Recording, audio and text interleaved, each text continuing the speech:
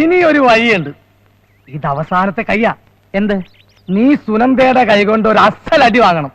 പെണ്ണുങ്ങളുടെ കയ്യിൽ നിന്ന് തല്ലുകൊള്ളാനോ? നീ എന്തായി പറയുന്നത്? തല്ലു വാങ്ങിയാലെന്താ? ഞാനത്ര വാങ്ങിച്ചിരിക്കുന്നു. ഒരു കാര്യം നടക്കണമെങ്കിൽ കുറച്ചൊക്കെ ബുദ്ധിമുട്ട് സഹിക്കേണ്ടി വരും. ഭാര്യയാകാൻ പോകുന്ന പെണ്ണിന്റെ കൈ കൊണ്ടല്ലേ തല്ലുകൊള്ളുന്നത്? അതൊരു അന്തസ്സല്ലേ? അതെ, ഭാര്യയായി കഴിഞ്ഞ് അവർ നിന്നെ തല്ലില്ലാന്ന് ഉറപ്പൊന്നും ഇല്ലല്ലോ. അവളുടെ കയ്യിൽ നിന്ന് തല്ല് കൊള്ളുന്നു എന്ന് എന്നെ വയ്ക്കുക. അതോടെ അവൾ കൂടുതൽ അകന്നു പോവുകയല്ലേ ഉള്ളൂ. ഇല്ല, നിന്നെ തല്ലിയതിന്റെ കുറ്റബോധം സുനന്ദയെ വേട്ടയാടും. ബാർബർ ഷോപ്പ് സ്വന്തമായിട്ടുണ്ടെങ്കിലും സ്വന്തം താടി വടിക്കാതെ നീ നടക്കുന്നു. രാത്രികാലങ്ങളിൽ വിരഹ ഗാനങ്ങൾ പാടുന്നു. അവസാനം സുനന്ദ വന്ന് പറയുന്നു,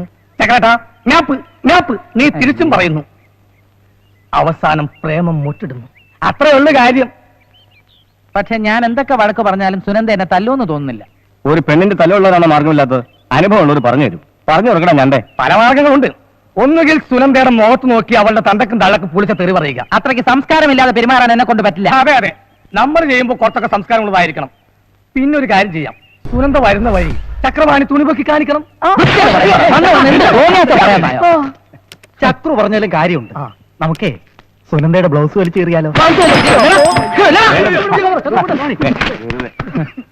എടാ, നീ അവിടെ ബഹളം ഇരിക്കാൻ.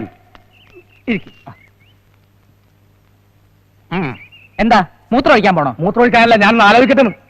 വേണ്ട, നീ അവളുമായി ആത്മാർത്ഥമായിട്ടൊന്ന് സംസാരിക്കണം.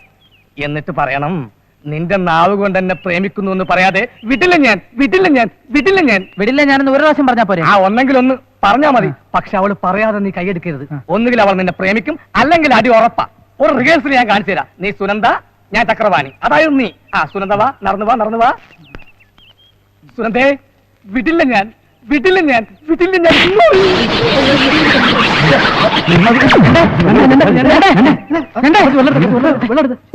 ടാക്സി വിളിക്കണം.